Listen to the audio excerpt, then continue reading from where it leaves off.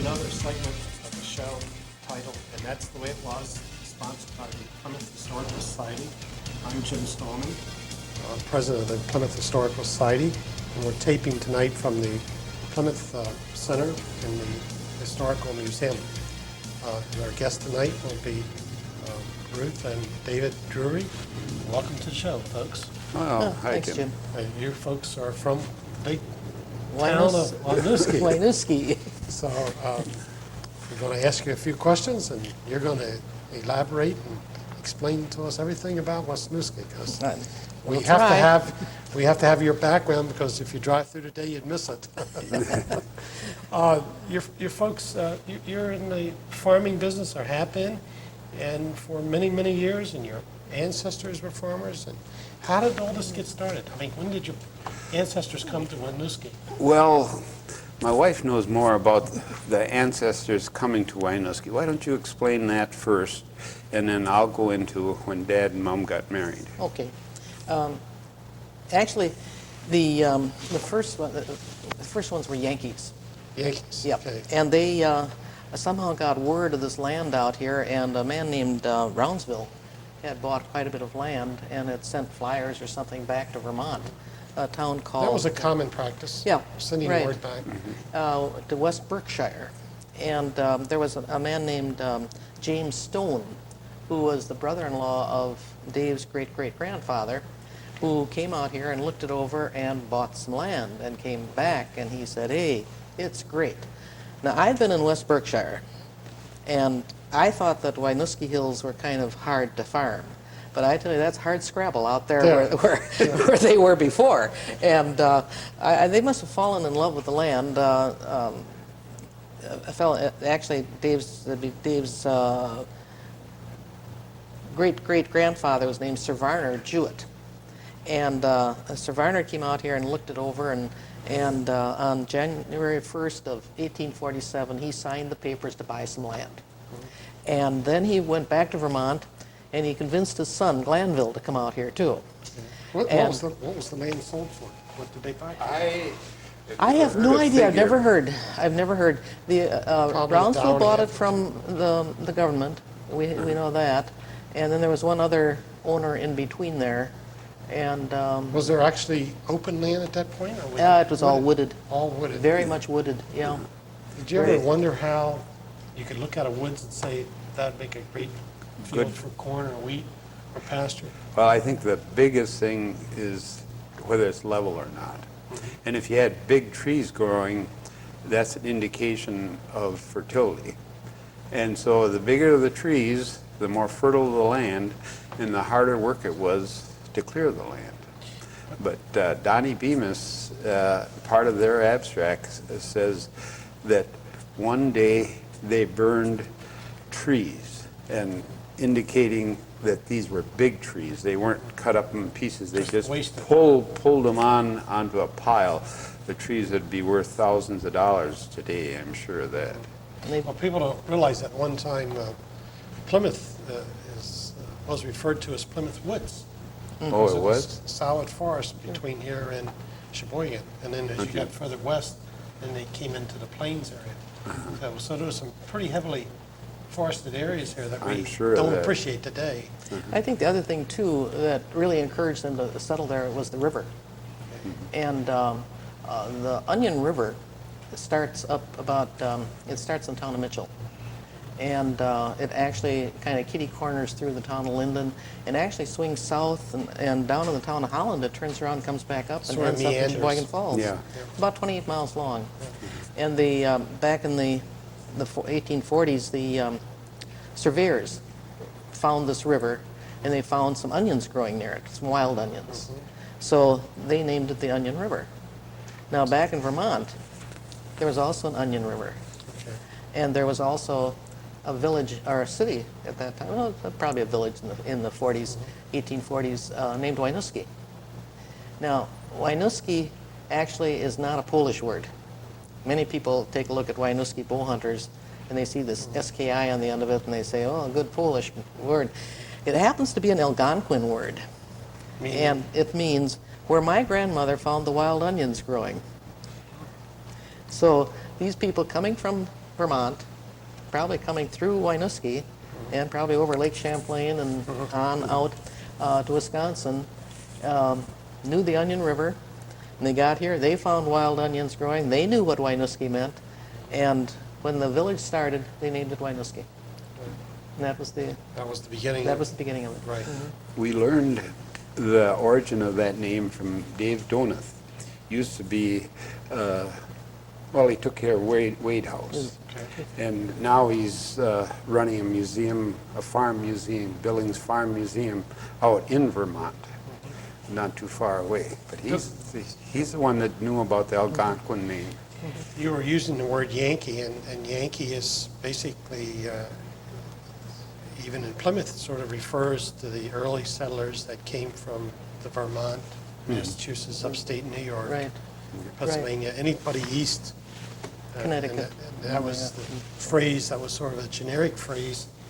Any Easterner was a Yankee, but, and I guess if you came from Germany, you were probably a foreigner. Right, right. Well, tell them about Lena They were entrepreneurs. and the Yankees and the Germans. That was kind of interesting. One of our neighbors is Lena Allman, and A fine who is lady. now, in fact, she will be celebrating her 94th birthday. And we bought her farm a number of years ago, and she was born in that house, and her family had homesteaded that house. And we've gotten visiting. She lives in the house there to this day, and we always talked to her about what happened in the old days, and they said, well, now what about Winooski? What happened in Winooski? She says, well, Winooski was a Yankee. Those were Yankees. They were English. She said, we were Germans. So our contacts were all to the east, not into the English Yankee area. So there was that separation. Even in Wisconsin? Even in the Yeah. 1900s, there was. Yeah. Well, we've have some stories and experienced that same thing here in Plymouth, Was that right? where there was a clear separation between the Yankees and And the the Germans. Germans speaking came in. Right. You were kind enough to bring along a photo. It's a rather long photo, two pictures put together, of Winooski, which goes probably back into the 1870s. I would say. I would say Maybe 1880s. 1880s. Yeah. Okay. It's interesting. I think you're familiar with how they used to take these pictures, and they were all kind of still pictures. Sure. And this was up on top of the hill Well, on our okay. farm, and going down into the valley. The river. This is the mill pond right here, and the river kind of goes in through here. Let's tell the people where Winooski is. Yeah, Winooski is just 3 miles south of Plymouth, 3.5 miles south of Plymouth. And you if get you to it take- off of E? Off County Trunk E. Off Right. of E. It's a gravel road going through. Not anymore. They No? blacktopped it this year. Wow. Yeah, Okay. almost all of it, not Okay. quite. But it goes, it's named Winooski Road. And you go there and it comes out on Then it comes out onto Blueberry, on Blueberry Lane. which is a continuation of High Avenue Right. here in Plymouth. And so about halfway between Blueberry and E, you find this little, The village of Winooski. right. The village of Winooski actually covered, when you come right down to it, was more than just along the road. This kind of gives you an indication. There are other houses back further. The schoolhouse, And most of these buildings today are gone. yeah, a lot of them are still there. The Winooski schoolhouse was, let's see, Right. over here. Right there. Yeah, and that was Winooski Schoolhouse, which was on what, in The fact, corner. the newer Winooski Schoolhouse was turned into a house, and it's on the corner of U and E. And then right up in here is the Winooski Cemetery. And these people all consider themselves part of Winooski, the So it was a little rural. rural area. community. This was the business district. So, the I think, downtown. the downtown area, Central right, business district. right. And like all villages, not all villages, but most villages, especially in Wisconsin, were established around rivers because that's where they got their power. How does your family now relate to this, Okay. Mr. Stone? Well, my mother was born point out the house there, Mom. Right in this house, right Right there. And she was born there, and my dad was born in Waldo.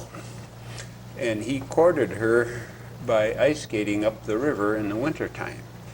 I don't know what happened during the summers, but... He obviously didn't get a cold shoulder, did he? No, he didn't. And then after they were married, he had several jobs out west. He had graduated from University of Wisconsin, and Mom had graduated from Columbia out in New York. And then they ended up in Marinette. Dad was county agriculture agent from about 1922 to 1942. And he retired at that time. And then he bought the homestead farm, but this farm, called the Jerns Farm, was the first It's down in purchase. this area.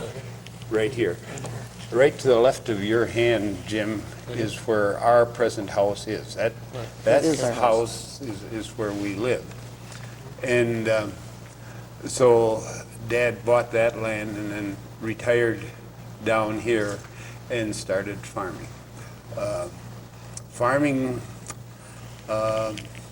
He was didn't get in too active. He didn't milk cows, but he knew all the right things to do.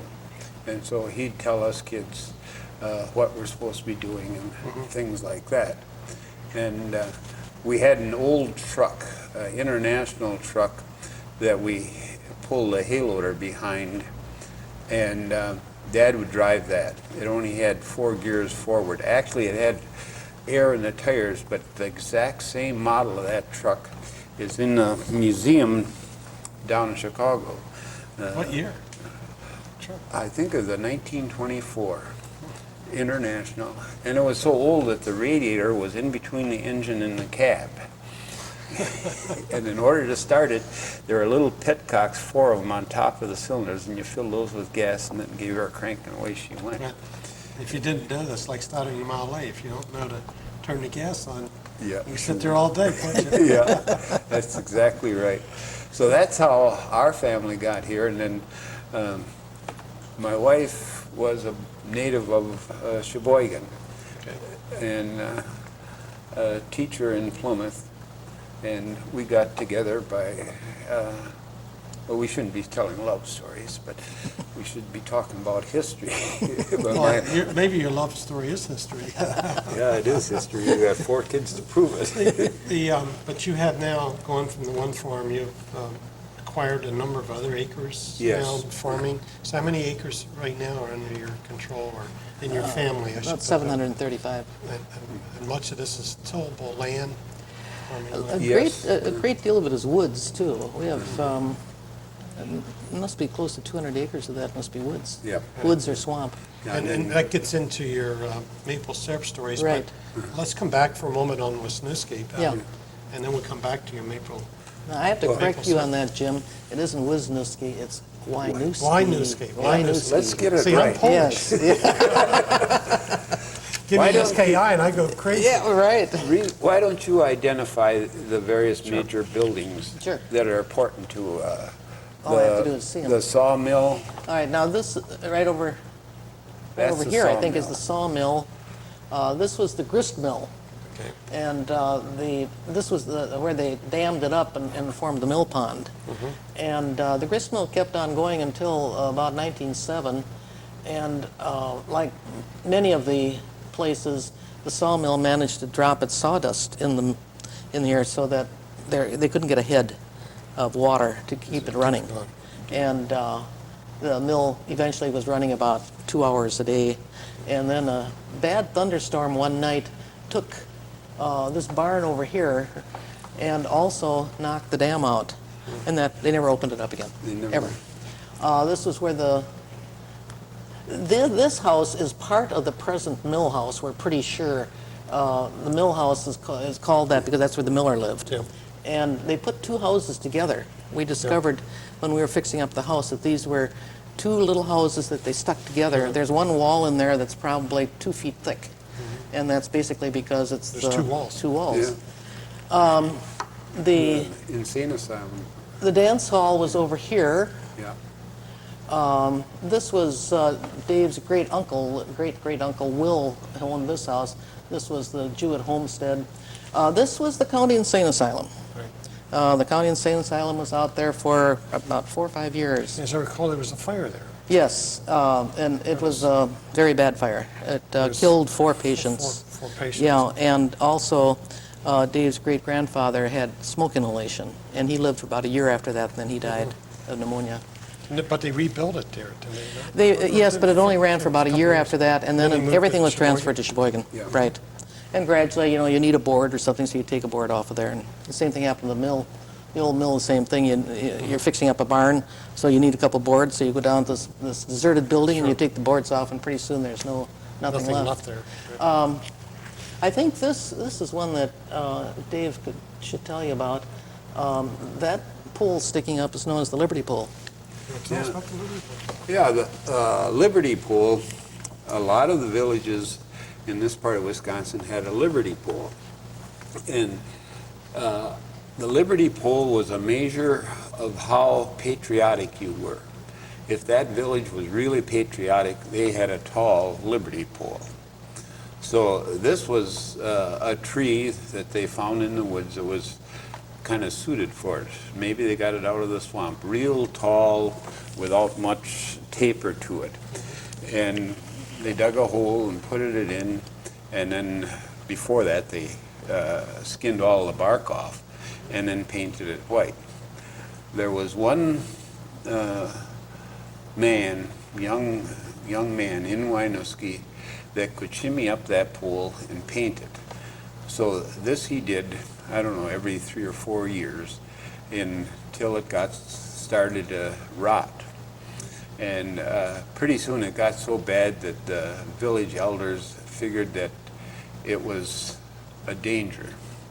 So they cut it down the same as they would cut down a tree, and then saw it up into chunks, logs, and carried each log one to each of the homes. So that's a pretty nice thing to do.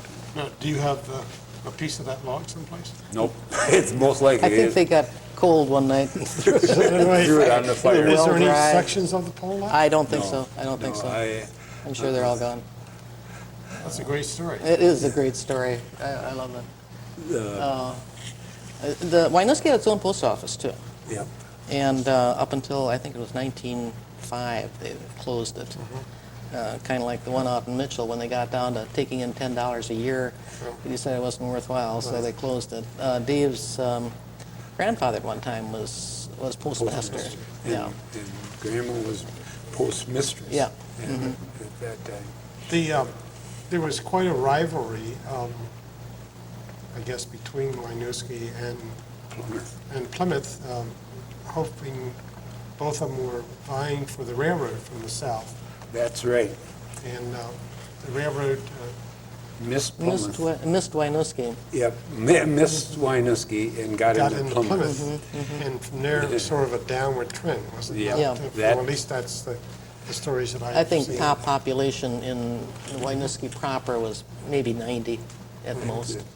The railroad And the process just made or broke communities. That's Yeah. right. That's all right. over this country. Right. Along with the mill losing its water supply and stuff like that. Actually, there are a lot of these fields had been plotted out and sold to various people. 2 different times I've run into wells that had been dug with a tractor wheel. And it's not too pleasant an experience, but we knew that's indication that there were houses Civilization there. there. Yeah, civilization. And actually our abstract, which is about this thick, has all these little pieces, including one, I mentioned it before, was some land had been donated for a church. And actually it's right across the road from our house. But the church was never built, and so there was something in the donation that it reverted back to the owner. Sure. Yeah. And Well- eventually Dave's father picked up all these pieces, little tiny pieces of land. The Yankees were really very entrepreneur-oriented, and they were land speculators to a large Right. extent. Right, So That's- right, they'd right. get these little communities started, and they would push them and make a living at it. Right. I mean, that's the story of Greenbush, and we had the same thing in Plymouth. But Plymouth had a little bit more going for it, that it was able to get more substance and One survive. place on where Winooski topped Plymouth was on 4th of July, that we had a blacksmith shop in Plymouth, In Winooski. in Winooski. We had one in Plymouth, too. Yeah, you had a couple in Plymouth. But Winooski, the blacksmith shop was kind of a gathering place for the tough guys in town. They'd come down there, and actually there's some of the people made home brew and things like that. There was a hop house in my grandfather's It's barnyard. be over in there. Over right? in There's some there. barn. So they grew hops to make beer, so that we know about it. Well, anyway, these guys, on the evening of the 4th of July, they'd be gather around the blacksmith and watch the fire burning and smoke their pipes and drink the beer and everything. And then they had a deal, they had to make more noise in Winooski than firing the cannon in Plymouth did. So they did something that's called firing the anvil. You know, in the blacksmith shops, they have a big square chunk of iron, maybe as big as this table almost, and there's various holes in it, different sizes and shapes. And they take that biggest hole and fill it full of black powder. And then they'd take the anvil and set it on top of that hole. And then run a powder trail down outside the blacksmith shop, and then take a red hot poker and start that powder trail. And it wasn't long, you know, and pow! And that anvil would fly up, and as it flew, it had kind of a ringing sound that carried. And the important thing, this happened right at midnight on the 4th of July. And then the important thing was that Plymouth would fire off their cannon at that time too. We could they could hear our anvil, but we could not hear their cannon. It's because of the hills in between. Well, either way, we Jim. still had hills. They still could not beat our noise. So, That's a great story. so we are more patriotic than the Plymouth people are. You understand that? Well, I hear what you're saying. I guess if somebody You're- comes along and proves you otherwise, I You aren't going to get into that fight, are you? you're going to win that one. But then they continued, you know, every hour, fire it again and again and again. Well, interesting on blacksmith shops, as you know, Uh-huh. we've restored the one-yard blacksmith shop here, which was really the old Swartz Brothers Oh, yeah. blacksmith shop that goes back to 1853. And on those walls, under a lot of that paint, we found evidences of political posters and things in there. Sure. From going back to the 1880s. Not a lot of it, but just enough that you can make out what was going.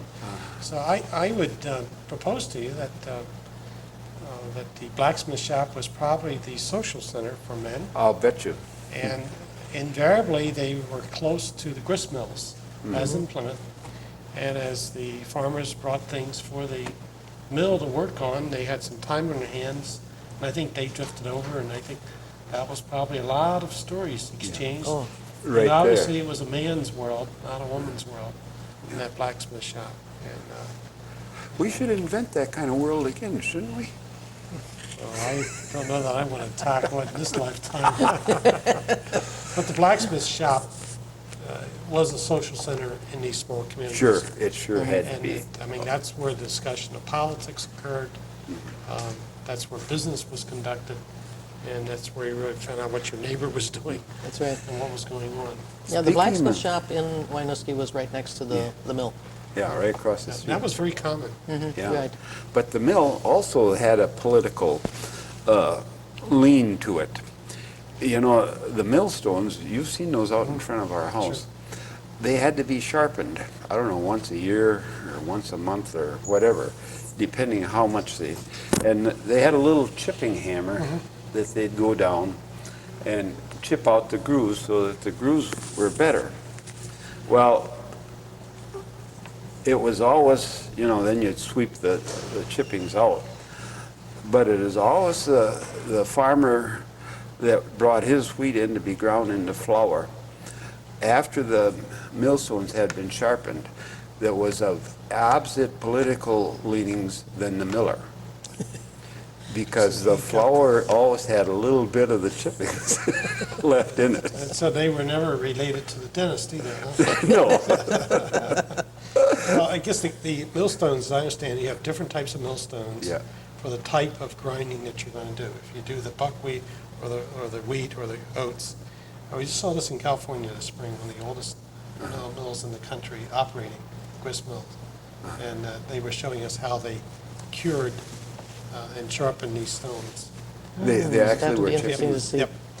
It was very interesting how they were doing that. We have just barely got started on this. I think we'll need another segment of the show, because we haven't even got into the maple syrup business yet and into the Well, Jonathan Walker Yeah. case. At this point, I'm going to thank you for this segment of the show, coming in on the show, and that's the way it was. And we hope to be able to continue this at a future time. And you can check the schedules for the timing of the show through the review or calling the TV3 office, and that phone number is 893-0006. And thank you very much, Ruth and David and Drewry. Thank you.